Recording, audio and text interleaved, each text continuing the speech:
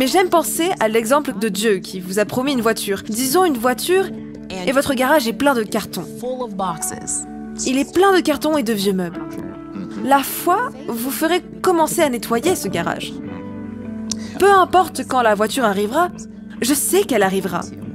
Et donc, je vais me préparer à ce que Dieu va faire. Et je vais prier pour avoir la grâce d'être patient dans l'attente.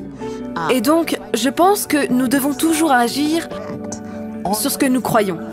Nona, il y a une personne quelque part qui a senti que Dieu lui a parlé et qu'il a compris que quelque chose de bon allait arriver. Quelque chose qui priait et il croit que Dieu va faire cela. Peut-être que c'est un mari ou une femme, peut-être que c'est le travail de ses rêves, peut-être que c'est un enfant. Et ça tarde à venir.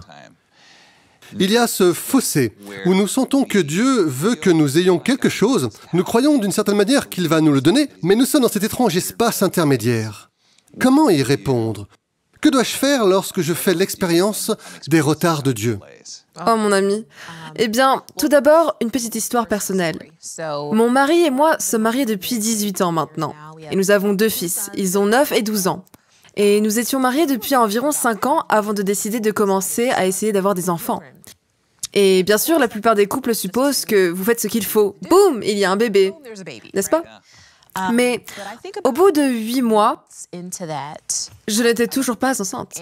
On a donc décidé d'aller voir un spécialiste de l'infertilité pour vérifier certaines choses. Et on m'a diagnostiqué d'une infertilité. Et c'était un moment très difficile parce que, premièrement, j'avais l'impression d'avoir échoué en tant que femme.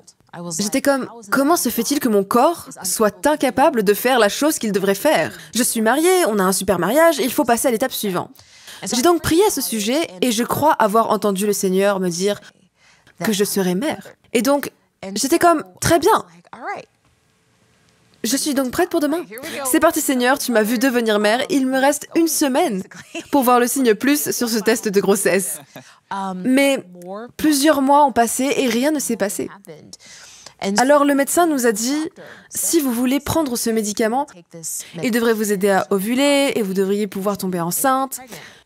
J'ai fait ça et je n'étais toujours pas enceinte. Et je suis retournée vers Dieu et j'ai dit, Seigneur, tu m'as promis que je serais une mère. Pourquoi est-ce que cela prend-il autant de temps? Et à ce moment-là, j'ai eu une révélation.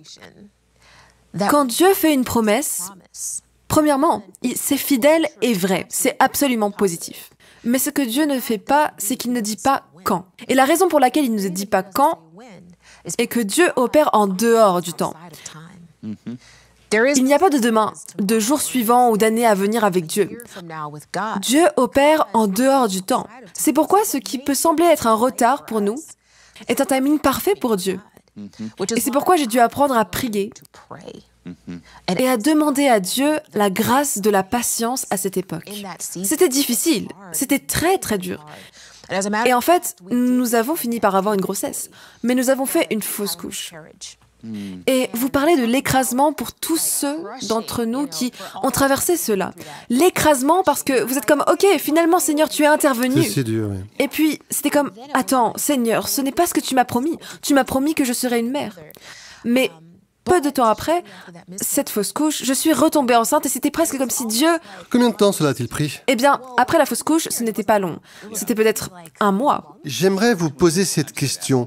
Combien de temps cela a-t-il duré entre le moment où Dieu vous a parlé Quand il m'a parlé? et le moment où vous êtes tombée enceinte la première Oh mon fois? ami, c'était probablement à peu près 1 an. C'était environ 1 an. Et vous pensez encore une fois, regardez, nous sommes mariés, Dieu, nous honorons ce que ta parole dit, nous devrions tomber enceinte immédiatement. Donc cela a duré 1 an. Et cette année a ressemblé à une décennie. Mais je pense qu'encore une fois, il faut comprendre que Dieu opère en dehors du temps. Et Seigneur, ma prière est Dieu. Non pas que tu sois fidèle à ta promesse, car je le sais, tu seras fidèle à ta promesse. Ma prière était, Seigneur, aide-moi à supporter l'attente. Et c'est difficile, mais je pense que c'est un apprentissage pour moi. Pensez-vous qu'il y a quelque chose d'autre que peut-être je dois faire attention à ne pas essayer de forcer le timing de Dieu? Je pense que c'est aussi une erreur que nous faisons. Mais il y a aussi le revers de la médaille. Parfois, les gens ne veulent pas prendre de médicaments, par exemple. Les gens ne veulent pas aller voir le médecin. Mon ami m'a raconté l'histoire d'un type qui avait trouvé un tas de pierres et qui, pendant 2 ans, avait transformé ce tas de pierres en un magnifique jardin. Et tout le monde venait voir le jardin. Et une personne pieuse est venue et a estimé que les gens ne donnaient pas assez la gloire à Dieu. Alors il a été voir le jardinier et lui a dit « Waouh, c'est un merveilleux jardin que vous et Dieu avez fait ensemble. » Et le jardinier, comprenant la situation, lui répond en quelque sorte « Oui, sans le principe de la graine, du sol, du soleil et du beau temps, rien de tout cela ne serait arrivé. » Mais il a ajouté « Vous auriez dû voir cet endroit il y a quelques années quand Dieu l'avait pour lui-même. » C'est tellement bon! C'est une histoire drôle. Mais c'est vrai, il y a donc un défi. Et vous soulevez un très bon point. C'est comme si, d'un côté, la foi était une confiance totale en Dieu. Dieu a dit quelque chose qui est peut-être impossible, mais je place pleinement ma foi en Dieu. Je le crois. D'un autre côté, il y a l'extrême. Bon, Dieu l'a dit, alors je vais juste attendre. Je ne vais pas faire quoi que ce soit à ce sujet. Mais j'aime penser à l'exemple de Dieu qui vous a promis une voiture. Disons une voiture, et votre garage est plein de cartons. Il est plein de cartons et de vieux meubles. La foi vous ferait commencer à nettoyer ce garage. Peu importe quand la voiture arrivera, je sais qu'elle arrivera. Et donc, je vais me préparer à ce que Dieu va faire. Et je vais prier pour avoir la grâce d'être patient dans l'attente. Et donc, je pense que nous devons toujours agir sur ce que nous croyons. Pensez à Abraham et Sarah, n'est-ce pas? C'est un grand exemple, n'est-ce pas? Dieu a fait cette promesse. Je suppose qu'Abraham et Sarah étaient probablement intimes. Et l'attente de cette promesse, non? Abraham était pas comme, tu sais quoi? Voyons juste ce qui se passe, Immaculée Conception. Je pense donc que lorsque nous faisons confiance à Dieu et que nous avons foi en lui, cela nous incite à agir conformément à ce qu'il a promis. Et ne pensez-vous pas qu'entre ces deux zones, il y a une opportunité de faire du développement personnel, de devenir une personne différente, se préparer dans ce cas à devenir un parent, se préparer à occuper un nouveau poste, se préparer à ce nouveau ministère ou à cette nouvelle vocation? Absolument.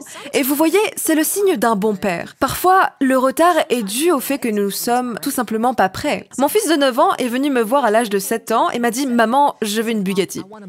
Maintenant, tout d'abord, il n'aura jamais une Bugatti de ma part. C'est quand même une voiture à $1 million, n'est-ce pas? Oui, mais il est venu me voir et il m'a demandé ça. Je me fiche de savoir s'il m'a demandé n'importe quel type de voiture. Il n'est pas prêt pour ça. Maintenant, il sait que lorsqu'il sera en âge de le faire, nous l'aiderons à obtenir un moyen de transport. Mais il n'est pas prêt pour cela. Et donc, oui, parfois Dieu retarde parce qu'il y a encore du travail à faire. Je suis si reconnaissante que mon mari et moi avons été mariés pendant 6 ans avant d'avoir nos enfants. Car cela nous a aidés à régler certaines choses qui, honnêtement, si nous n'avions pas eu ce temps, aurait probablement été un problème lorsque vous ajoutez des enfants dans le ménage. Mon grand-père disait que les retards de Dieu ne sont pas un déni de Dieu. Oui, oui. Et je pense que c'est une chose à laquelle nous devons nous accrocher. Ne pensez-vous pas que le piège est de voir tout long retard comme un refus plutôt que comme un simple retard? Je pense toujours que Dieu fait tourner 1 million d'assiettes et qu'elles doivent toutes se synchroniser. Et il y a peut-être quelque chose que nous ne connaissons pas qui doit se produire en nous, ou même quelque chose sans rapport avec nous qui doit se produire d'abord, avant que ce rêve ne se réalise. Pensez-vous que c'est ce qui se passe aussi? Je pense que vous avez tout à fait raison. Et je veux prendre un moment pour prier pour ceux qui regardent ceci et pensent que, oh mon Dieu, ce retard est permanent. Si vous regardez ceci et que vous vous êtes trouvé dans une saison d'attente, dans une saison de ce qui semble être un retard, je veux que vous preniez courage dans le fait que Dieu est fidèle. Il n'y a pas une seule promesse qu'il ait faite et qu'il n'ait pas été tenue. La question du temps est en fait une question de compréhension humaine. Car nous avons segmenté notre vie en minutes, heures, jours, semaines, mois et années. Mais parce que Dieu vit dans le temps éternel, sa promesse se réalisera et elle se réalisera quand il l'a dit. Alors, je veux prendre un moment juste très rapidement pour prier pour vous, pour avoir de la patience dans l'attente. Père, pour ceux qui regardent et qui se sentent frustrés, ils se sentent frustrés parce que Seigneur, tu leur as dit quelque chose en quoi ils ont mis leur cœur. Dieu, ils ont mis leur foi. Ils sont dépassés par le temps que cela prend. Je prie Dieu que tu apaises leur cœur, que tu apaises leur esprit. Que ce soit à travers des personnes qui sont proches de Dieu, à travers les mots que tu prononces dans la Bible pendant qu'ils l'étudient. Dieu, je prie pour que tu leur donnes de l'espoir, car tu es fidèle. Tu ne peux pas mentir. Et je prie pour que tu leur donnes la paix dans leur cœur, pour recevoir la promesse que tu as faite, indépendamment du moment où elle s'accomplira, en reconnaissant qu'elle s'accomplira selon ta parole. Je prie au nom de Jésus. Amen. Shalom, j'espère que vous avez aimé cette vidéo. Abonnez-vous pour ne pas rater nos programmes. Merci de faire partie de notre famille TBN. Que Dieu vous bénisse. Shalom de Jérusalem.